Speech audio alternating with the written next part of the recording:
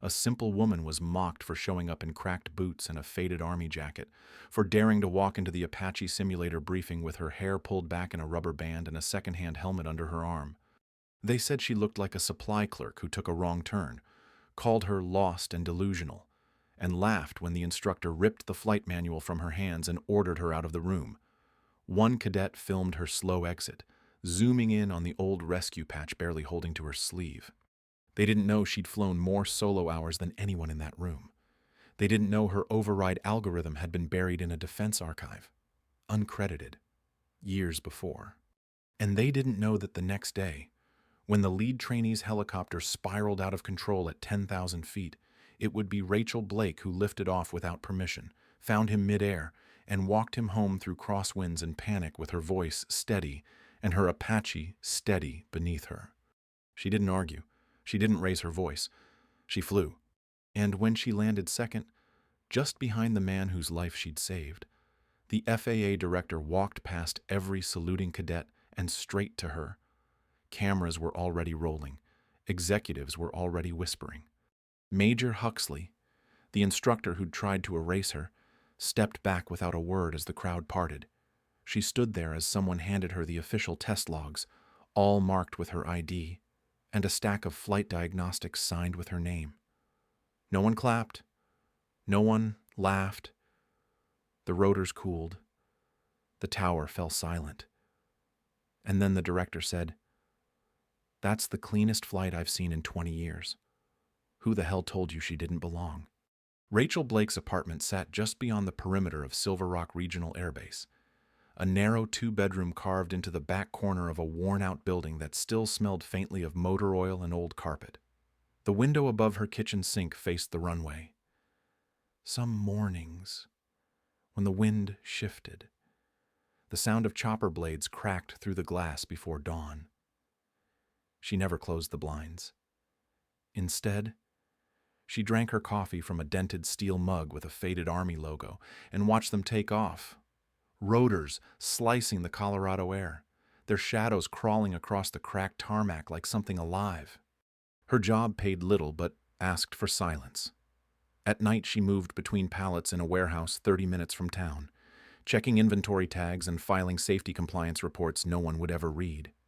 She worked alone with a headlamp clipped to her ball cap, her clipboard wedged beneath one arm.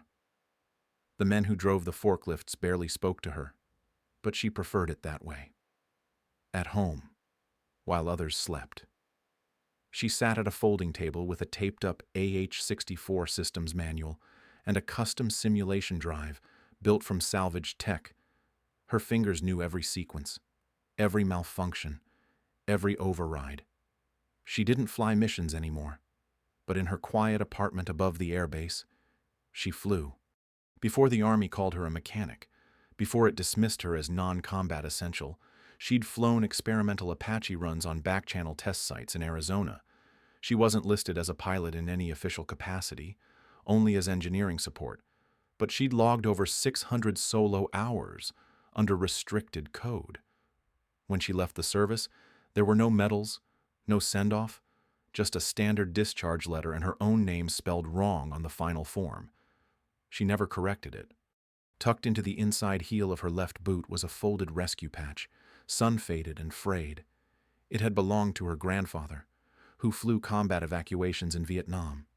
He never talked about the war, but he told her once, quietly, that a real pilot listens to the machine like it's breathing. Before he passed, he gave her the patch with no ceremony, just pressed it into her palm and nodded. "Keep it close," he said. "You'll know when." She never told anyone what she had done, or what she could still do. Not the warehouse supervisors, not the neighbors, not even the men who passed her on the stairwell with their hands full of takeout and headphones in their ears. When she reapplied to Canyon Rock Flight Academy, she used initials, R. Blake. No resume, no photos, no history attached. She didn't expect a callback. She just wanted the metrics to be fair, the data clean, the judgment silent. A chance to fly, not to prove. Just once more, with no eyes rolling before she spoke. The letter came 2 weeks later, folded tightly into an envelope with government print and no flourish. She opened it without ceremony, standing by the stove with the fan running overhead. Accepted. Standard probationary period. Academy slot confirmed. A name at the bottom she didn't recognize. She read it twice, then folded the letter again and tucked it into the back of her manual without smiling. That night, she didn't celebrate. She finished her shift, came home, ran the simulation again. The same mountain terrain, the same systems test. She made the same small correction she always did, compensating for a rotor response flaw no one else seemed to catch. Then, she turned off the monitor, took off her boots, and sat still for a long time.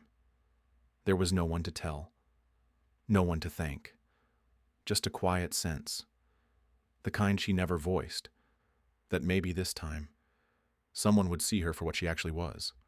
Not a backup, not a mistake, a pilot. Rachel's re-entry into Canyon Rock Flight Academy came not with a handshake, but with silence. No instructor welcomed her. No cadet nodded. Her name reappeared on the board only because a legal review panel ruled her test scores too strong to disqualify. She hadn't appealed, she didn't have to. The data had spoken for her, but the room heard only what it wanted to hear. They called it a bureaucratic fluke, a glitch in admissions, a loophole exploited by someone with nothing better to do. They didn't have to say her name. Every glance made it clear they hadn't forgotten the woman in the surplus jacket. Her gear was kept in the far locker. Someone taped a paper plate over it with the word tourist scrawled in permanent marker. On the second day, a cadet poured coffee into her boots and set them back in place as if nothing had happened. She found them still warm and dripping, the leather soft and ruined. Another cadet tossed a keycard at her feet during check-in and said, "There you go, champ," with a voice like a leash snapping. When she bent to pick it up, the others laughed. The instructors said nothing. One smirked, another walked away. During team simulations, she was always assigned solo rotations. No one paired with her. Even the shared headsets were reprogrammed to different channels. In one flight room, the chair she was assigned had the backrest deliberately removed. She stood for the 2-hour session, adjusting trim controls and banking through simulated wind shear without comment. Her scores came back clean, too clean. The instructors flagged the file and ran it twice. One of them crossed her name out on the report and scribbled anonymous in the margin. When the second review confirmed it, the response was quiet. She must have had a low error module. Simulator probably lagged and gave her an advantage. Major Huxley stood in front of the entire cohort during the second week and used her as a training example. "This is what happens when civilians sneak into military spaces," he said, pointing to a still image of her simulator crash from the previous month, edited and zoomed, on her hands fumbling to reset an overload indicator. Doesn't matter what your paperwork says. If you can't think like a pilot, you don't belong in the seat. The photo had been leaked by another instructor. The clip, trimmed with mock music and fast cuts, was already floating around cadet chat groups. In the original footage, she had recovered the simulation within minutes, but that part never made the edit. No one asked about her background. No one cared that she had once flown real hardware under night training ops on blackout terrain. At Canyon Rock, she was only what she looked like, a woman too old, too quiet, too poor. Her manual was taped at the corners. Her gloves were stained from use. The patch in her boot scratched the inside of her heel every time she stepped into the cockpit. She never adjusted it. Let it stay. Let it burn. The sim room became her only refuge. The switch handle on the center console wore smoother each week under her grip. The artificial control feedback didn't match real-world vibration, but her body remembered the difference.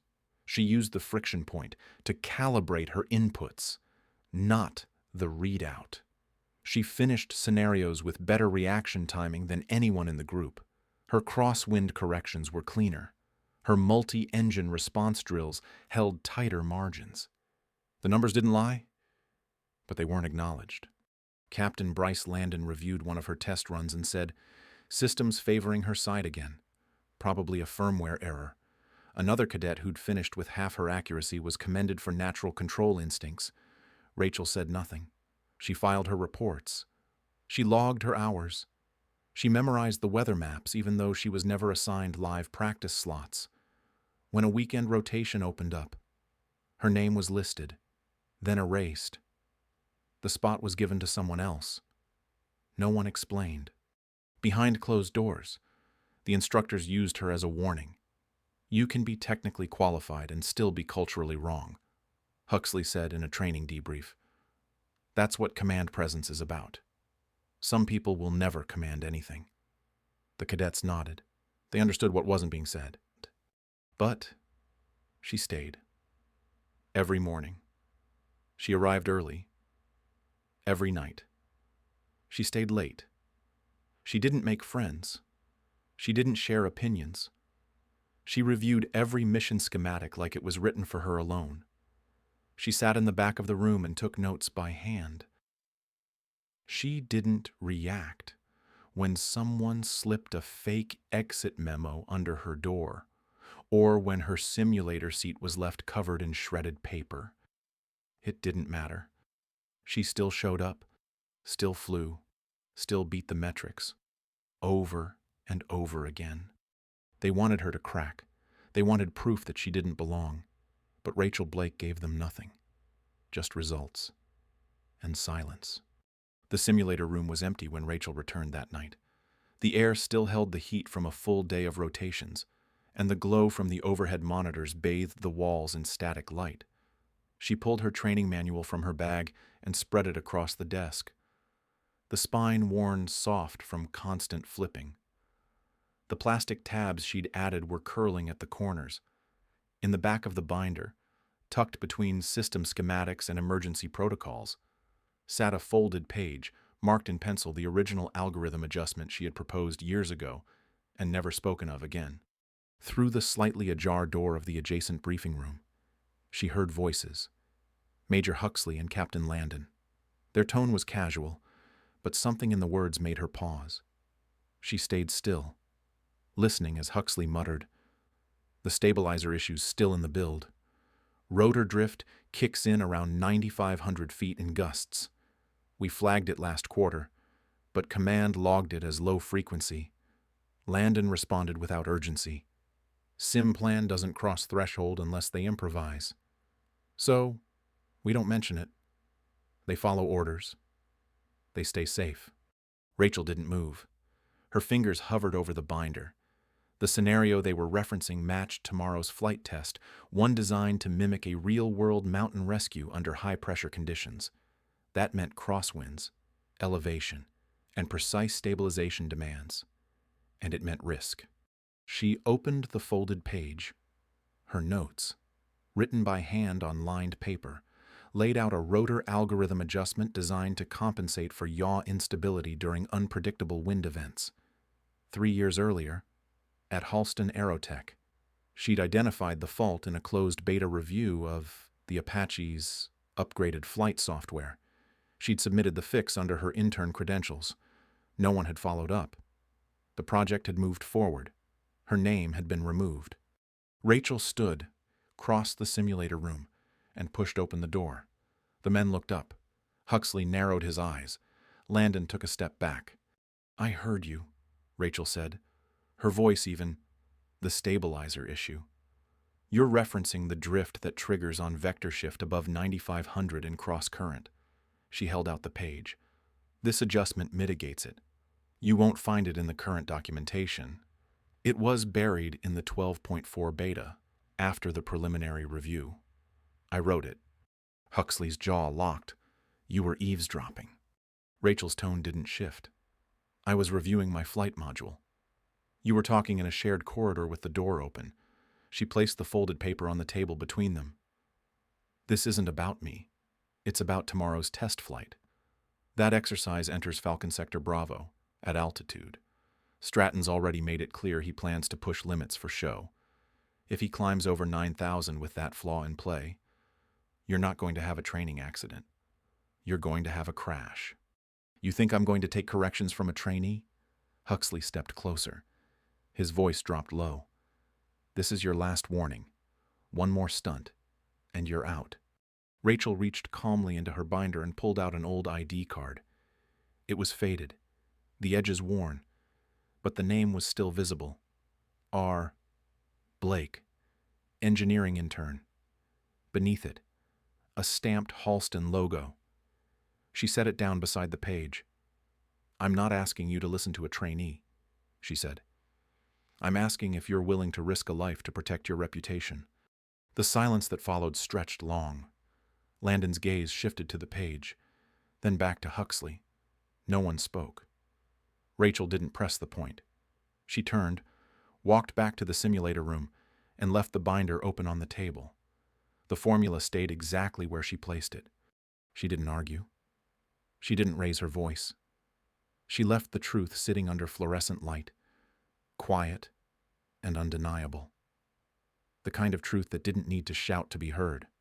The control tower at Canyon Rock trembled with noise as the wind readings began to spike. In the distance, the dot on the telemetry screen labeled Stratton 1 veered sharply off axis. His Apache had broken flight ceiling by over 1,000 feet, climbing into Falcon Sector Bravo's unstable upper band. The visiting executives stood behind the glass with coffee cups half raised, watching as Stratton's readouts began to stutter. The simulation was meant to showcase elite performance under controlled stress, not unauthorized aerial theatrics. But Stratton wanted a spectacle. He got one. The crosswinds tore through the canyon line, and his rotors began to yaw. The airframe drifted sideways in sudden jerks. Inside the control booth, the instructor on comms stuttered, then fell silent. One of the tower crew shouted for a diagnostic sweep. Huxley stood frozen, his hand over his mic, watching the screen flicker red. The Apache tilted again. The telemetry blinked twice and then lost altitude reading entirely.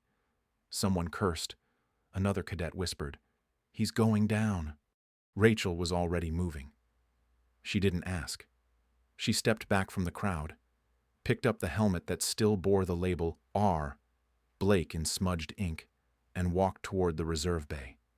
Her boots hit the tarmac in even strides. She passed the emergency crew without a word, climbed the maintenance stairs 2 at a time, and dropped into the second Apache's cockpit like she had done it every day for a decade. Her hand brushed her boot heel. As she adjusted the harness, the old rescue patch caught against her ankle as if pulling her forward. Backup bird activating. She called into her headset, flipping switches, requesting clearance for vertical takeoff, pursuit and stabilization of pilot Stratton, ID 26. The tower's voice screamed back instantly, "Negative, negative. That airspace is restricted. You are not authorized for deployment." Rachel's reply was quiet. Acknowledged. Then she lifted off. The rotors churned through the sky, cutting clean through the gust as the chopper rose from the base. The instructors on the ground scrambled. A few cadets pointed upward. Landon reached for his headset, but by then she was already above them. Executives in the viewing room leaned forward against the glass. "Is that one of the trainees?" someone asked. No one answered. Her movements were exact, every correction tight, every reading tracked. She locked onto Stratton's failing aircraft through the comm interface and hailed him. "Stratton, this is Blake. Do you copy static?" A pause. Then a panicked voice. Too loud. Cracking. "I lost lateral control. Rotors fighting me. Something's wrong with the system." She didn't flinch. "You're experiencing fly-by-wire conflict. I need you to cut power to the right side input and reset your vector thrust. Do not counter with main rudder.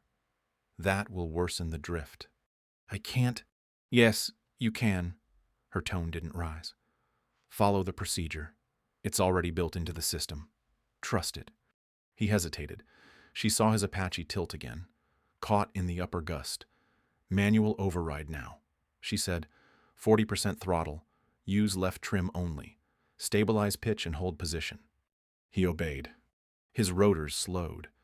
The spin dulled to a sway. The two helicopters hovered side by side above the canyon, their frames slicing the air in steady rhythm. Rachel stayed at his altitude, her Apache matching his every adjustment. The mechanical toggle beneath her right hand, the one she had been ridiculed for favoring, clicked into place as she redirected airflow to level their line. That small correction had been mocked in simulation. Now, it held two aircraft steady in a live rescue zone. From the tower, the view was silent. No one moved. The screens displayed two blinking signals in tandem, slowly descending in tight formation. Huxley still hadn't spoken. Landon lowered his headset and sat down. Rachel guided Stratton back through the outer sector in slow arcs, calling every step in advance, her voice clear and low. She didn't need to impress. She only needed to land. Stratton's wheels hit first, bouncing once, then settling. His bird tilted slightly before the systems caught balance. Hers followed, landing clean in a perfect straight line behind him. The rotors whined down. The noise faded. The dust settled across the tarmac in even circles. From above, it looked like they had drawn a path across the sky. Rachel removed her helmet and stepped out onto the tarmac as the control crew ran toward Stratton. No one rushed to her. She didn't expect it. She waited by the tail of the Apache, eyes scanning the flight report on her wrist display, her breathing calm. Behind her, one of the executives tapped the glass and whispered, "Who trained her?" No one had an answer. The ones they dismissed had always been the ones watching, the ones waiting, and now, the one flying. The rotors had just begun to slow when Rachel stepped down from the Apache. Behind her, the engine still hissed with residual heat, the frame ticking quietly as metal relaxed under Colorado's thinning air. Ahead, Cole Stratton sat slumped against a stretcher, still in full gear, his helmet resting on the ground beside him. His face was pale, his arms limp at his sides. He wasn't injured, just stunned. Paramedics hovered, but he waved them off. His voice, when he finally spoke, cracked. "She saved my life." Across the tarmac, the crowd that had gathered remained motionless. The cadets who had once filmed Rachel's every fumble now stood in tight rows, unsure where to look. The instructors were silent. A few visitors in suits edged forward, trying to piece together what they had just witnessed. No one clapped. No one filled the silence. It felt sacred somehow. From the edge of the airfield, FAA observer Thomas Vetter approached with slow, deliberate steps. He didn't speak until he stood directly in front of her, clipboard under one arm, his badge still clipped at the collar. "I need your credentials, Miss Blake," he said. His tone wasn't skeptical, just formal. Rachel didn't hesitate. She reached into her flight bag and handed him three things: a dog-eared ID badge with the Halston Aerotech seal, and the name R. Blake stamped in faded ink, a folded stack of printed records showing her logged simulator hours and override testing results, and the original stabilization protocol handwritten on lined paper, grease-smudged and creased. She said nothing as he flipped through the documents. His expression didn't change, but the weight of his attention shifted. When he finished, he folded the papers again and gave her a single nod. "Could you walk us through your override sequence?" he asked. She turned toward the Apache, still idling behind her, and began. Her voice was calm, her explanation precise. She didn't speak to prove herself. She didn't pitch or perform. She walked through each input she had used, the response time she'd calculated on the fly, the adaptive throttle adjustment that had allowed her to bring Stratton's aircraft out of the spin. The wind caught the edges of her notes as she spoke, but she didn't flinch. The flight team crowded around her. One cadet pulled out a notepad. Another lowered his headset and started recording. Inside the mirrored observation room above the field, the top brass had gathered. Behind the one-way glass, senior directors and program evaluators leaned forward, watching as she described the workaround that had never been documented in the official logs. Her hands moved smoothly through the air as she traced invisible systems. her left palm bracing the edge of the tail fin for support. The Apache's body hummed quietly beside her, like it too was listening. From the group of onlookers, a woman stepped forward. She was tall, her posture sharp, the Halston Aerotech insignia pinned to her coat. Margot Bell. Her name was known throughout the industry, head of systems development, project lead for the most recent Apache upgrades. She waited until Rachel finished speaking before addressing her. "That protocol," she said, her voice crisp. "You wrote it." Rachel nodded once. Bell glanced down at the folded diagram in Vetter's hand, then back at Rachel. "I remember this. It crossed my desk 3 years ago. You were listed as an intern. The project moved too fast. We skipped revision." She looked back toward the Apache. That adjustment saved both birds. The words landed without ceremony. There were no gasps, no applause, just a shared moment of understanding that passed like a ripple through the crowd. Someone whispered her name. A news crew, late to the scene, adjusted their boom mic and caught the tail end of the exchange. The anchor asked for a quote. Bell looked directly into the camera and said, "She built the override that saved both helicopters." Major Huxley didn't speak. He stood 10 feet away, arms crossed, face unreadable. Captain Landon stared at the ground. Neither moved as Rachel stepped forward to retrieve her documents from Vetter's outstretched hand. A cadet near the front of the crowd lowered his headset and muttered, "That's Blake." Another whispered back, "She's the one they kicked out the first week." A third shook his head. "Not anymore." Rachel didn't respond. She walked back to the Apache and rested her hand on the side panel, the metal still warm under her fingers. The rotors had finally stopped spinning. The wind was gone. The field had gone quiet. She didn't ask for validation. She didn't look for approval. She stood in front of a machine she understood better than anyone else on the tarmac and let the truth settle where it belonged. Not in statements or apologies, but in the record. The flight had been broadcast in full. The override had worked. The pilot was safe. There was nothing more to prove. She turned once, scanned the line of cadets still standing at attention, and offered them the smallest of nods, not of pride, but of recognition, a signal that what needed to be seen had already been seen. Then she walked away from the aircraft without waiting to be dismissed. The ceremony was short. Canyon Rock Flight Academy called it a recognition briefing, but no speeches were made.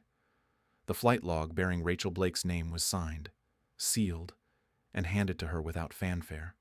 A press release followed, confirming her override protocol would be integrated into all future Apache system updates. Halston Aerotech issued a formal statement acknowledging the buried report she had authored as an intern, citing it now as a pivotal early-stage solution that contributed directly to operational safety. No apology came, just a reprinted memo and a name they could no longer ignore. Major Huxley was reassigned quietly within the month. His name vanished from the instructor list without announcement. Captain Landon stayed behind.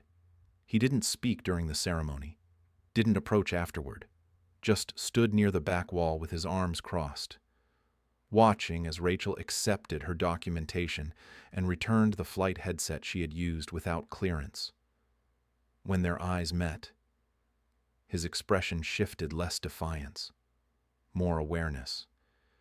She held his gaze only for a moment, then turned away. The FAA offered her a formal position as an advisor on rotorcraft safety reform. Canyon Rock proposed she take over as lead instructor for their next incoming class. Rachel declined both. She had no interest in elevating a structure that only respected her once she became undeniable. Instead, she accepted a handshake from Director Vetter, nodded once to the assembled staff, and walked out on her own terms. No one blocked her path this time. The Blake Air Merit Grant was announced 2 weeks later. It offered full tuition to underrepresented applicants from non-traditional military or civilian backgrounds. Her name was listed at the top of the founding endowment page, above a quiet quote, "The sky does not care where you come from, only how you fly." In the final days before her departure, a few cadets approached her individually. Some offered stiff thanks. One simply nodded and said, "We were wrong." Rachel listened without responding. She shook hands when it was offered. She didn't soften. Forgiveness wasn't her gift to give. Clarity was enough. Months later, far from the glass towers and mirrored observation decks of Canyon Rock, Rachel stood inside a tin roof hangar at a rural strip in eastern Colorado. The floor was cracked concrete. The paint on the walls had begun to peel. Outside, prairie wind bent the grass in long, waving lines. A small Apache training model sat parked near the loading ramp, quiet and waiting. A teenage girl stood beside it, flight checklist in hand, her ponytail caught in the breeze. Her voice shook as she read from the laminated card, eyes flicking up toward Rachel every few seconds to check if she was doing it right. Rachel watched, arms crossed, saying nothing at first. She let the silence settle before stepping forward and adjusting the girl's grip on the yoke. "Slow down," she said. "The engine listens better when you speak to it like it matters." The girl nodded, trying again. Her hands were steadier this time, her voice a little clearer. Rachel knelt beside the cockpit door and reached into her jacket pocket. She pulled out a small velvet pouch and placed it on the edge of the control panel. Inside was a single object, a faded dog tag with the engraving nearly worn away. She handed it to the girl without explanation. This belonged to someone who believed people mattered more than protocol. She said, "Keep it with you. Not because it'll fix anything, but because it reminds you what not to forget." The girl held it in her palm, eyes wide, unsure what to say. Rachel didn't wait for a response. She turned back to the checklist and pointed to the next step. "Run the pre-start scan," she said, "and don't skip the backup array. That's where the faults like to hide." The helicopter remained grounded that day, but something else had lifted. A line passed down, not shouted, not broadcast, just offered. Rachel didn't need titles, offices, or awards. She had already claimed what mattered. Legacy wasn't about being remembered. It was about who could fly next. Rachel Blake never shouted to be seen. She didn't storm into rooms or demand her worth. She showed up, stayed steady, and let her actions carry the weight others tried to take from her. This was never a story about proving someone wrong. It was about someone knowing who she was, long before the world caught up. Her silence was not surrender. It was strength. It was knowing that real mastery doesn't need permission to exist. For anyone who has ever been overlooked, underestimated, or dismissed, Rachel's journey is a quiet reminder. You don't have to fight to be seen. You just have to keep going. Let her story stay with you. And if it moved you, take a moment to reflect.